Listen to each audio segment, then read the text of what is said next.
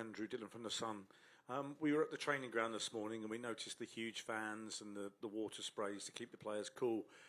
How much are you adjusting your training sessions given the intense heat at the moment? And it may sound extreme, but do you think it's safe training out there in temperatures that are touching 40 degrees?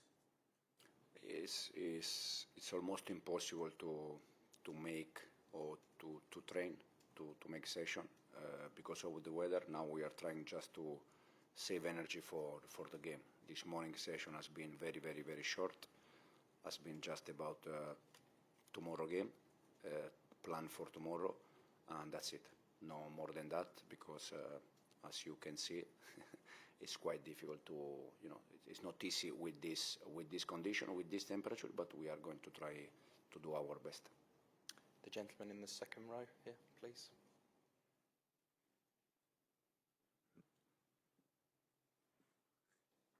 Hello, Coach. Arafat from Tunisia. So my question is, what's your opinion about your opponent? What are the main qualities of Esperance? And second, do you think that the atmosphere that Esperance fans make can be an advantage for the team? In terms of team, I watch both games. I watch some games also in their league, and I watch both games. Even against Flamengo, they were in the game until the end. They conceded the second goal last 15-20 minutes. They were losing 1-0. So they did a good game. Against Los Angeles, they won, and they did a good game. So for sure, it's going to be a tough game for this and for more condition. At the end, I think, yes, for sure, the fans, they are important. But at the end, the players, they're going to play the game against between each other. And we're gonna, as I said, we're gonna try to win the game and to go through the next stage. John, second row, please. Hi, Enzo. John Cross, Daily Mirror. I was just going to ask you a little bit more about the weather and the conditions, really. It's difficult to train in, but also I wondered how you felt the sort of the kick-off times, the conditions in air-conditioned stadiums, air-conditioned areas. What have you made of it generally, and I don't know, how difficult is it to stop it being an excuse at any level for the players? No, but it's not. Anyway, we know each other from 1 year ago. I always try to avoid excuse. I always try to be honest. It's not about excuse. It's about reality. It's excuse when it's not hot and we say that it's hot. That is excuse. But if hot, it's hot, and it's difficult to work with this temperature. But we are here. We are trying to do our best. And we're going to try to win tomorrow game. This is the only thing that we can say and we can do. Now, in terms of session, it's impossible to do a normal session. Otherwise, you don't save energy for the game. So we're going to try again. We did the session this morning, quite short, prepare the game, and tomorrow we're going to try to do our best to go, as I said, next stage. Peter, over here, the third row, please. Hi Enzo, Peter Rutzler from The Times. You mentioned this after the game against Flamengo, that you tried something different and it looked like you changed your system. I wanted to ask you particularly about Cole Palmer, who seemed to be covering the right a lot more. We haven't really seen that last season. I was wondering if you could just explain that a little bit, what the thinking was. And then also, do you feel like you have to experiment during this tournament? Is there a need to try these things because you don't really have much other time? The Flamengo game, Cole and Enzo, on the ball, they were occupying the same position that they used to occupy during the season. I mean, Cole was in the right side, Enzo in the left side, both in the pocket, attacking midfielder. Off the ball, Cole was defending a little bit more wide, but the position on the ball was exactly the same position that they had during the season. If it's a good moment or not to try new things, I don't know. But we also are here to, to think about the future and to try different system. Last year we played 3-4 different systems during the season. The idea is to continue to evolve, to continue to improve, and to try different things. James, front row, please. Hi Enzo, James Ollie from ESPN.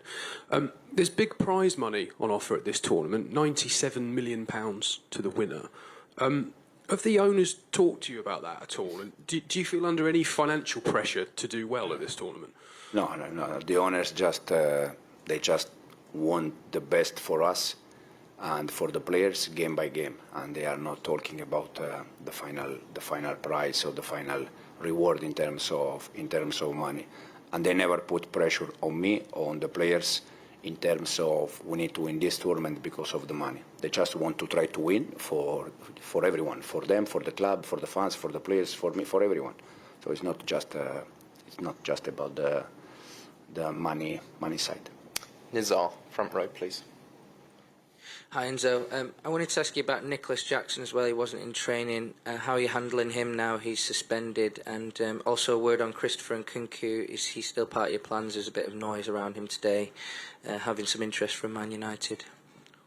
Nico was not in the session this morning because it's the day before the game, and we just used the one that we're going to prepare the game. So because he's not in the game tomorrow, was not with us. We use the ones that they are available for tomorrow. And then the other one? Christo is with us. It's our player. He's doing very well in the last 4 or 5 days, to be honest. So probably also we can think to give him some chances. For sure tomorrow we're going to make rotation because the ones that they played 2 games, they are quite tired to play again. So we need to make rotation, and we see if there is any chance for the ones that in this moment they are not playing a lot. Jason, second row, please. Hi Enzo, Jason Burt from The Telegraph. Just going back to the conditions, obviously the heat and the humidity, are you worried at all about the effect it's going to have on the players at the end of such a long season in terms of their physical well-being? And also, are there any special measures you're taking in terms of recovery, anything extra you're doing to try and help them recover properly? Yeah, recovery properly, we are not training almost. We are just doing very, very short session. We try just to be clinical, doing the right things that we need for game preparation. And then in terms of it, we have the cooling break that during the game help a little bit. And then they just said to me this morning that for us tomorrow will be the 60 games of the season, just official game. If you put some friendly game, even more, but 60 games.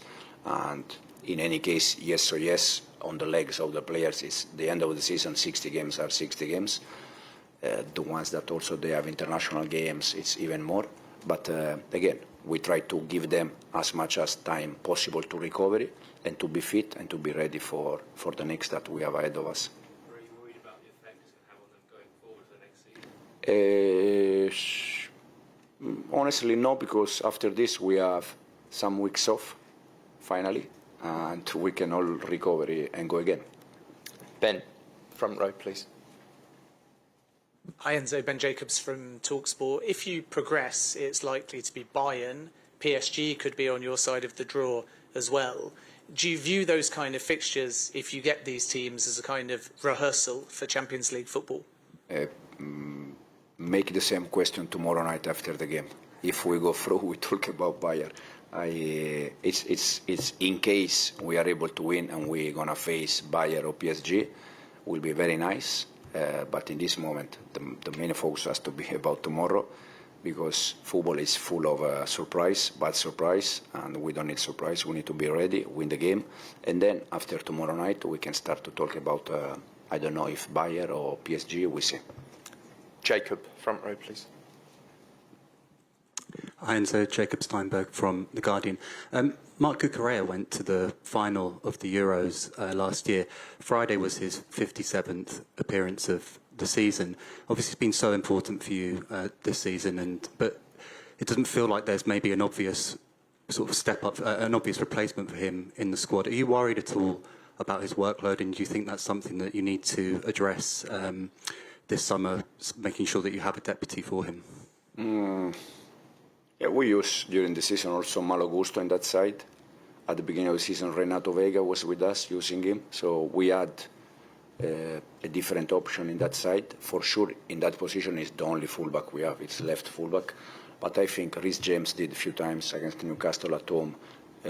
Malo Gusto did a few times in that side. So we can find a different solution. Even Josh did for us. That is another one that is not playing a lot, but is one of the players that I really like. It's we see now when we finish the season if we need to do something also there.